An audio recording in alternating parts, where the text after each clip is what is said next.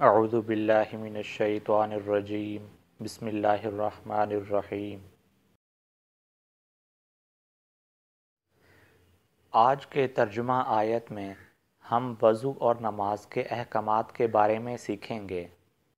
ارشاد باری تعالیٰ، اے لوگو جو ایمان لائے ہو، جب تم نماز کے لیے اٹھو تو چاہیے کہ اپنے منہ اور ہاتھ کونیوں تک دھو لو، سروں پر ہاتھ پھیر لو اور پاؤں ٹخنوں تک دھو لیا کرو۔ اگر جنابت کی حالت میں ہو تو نہا کر پاک ہو جاؤ۔ اگر بیمار ہو یا سفر کی حالت میں ہو، یا تم میں سے کوئی شخص رفع حاجت کر کے آئے، یا تم نے عورتوں کو ہاتھ لگایا ہو اور پانی نہ ملے، تو پاک مٹی سے کام لو، بس اس پر ہاتھ مار کر اپنے منہ اور ہاتھوں پر پھیر لیا کرو۔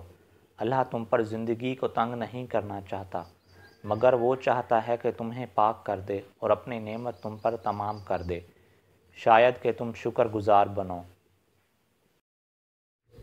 آج کے ترجمہ حدیث میں ہم وضو کے فوائد کے بارے میں جانیں گے۔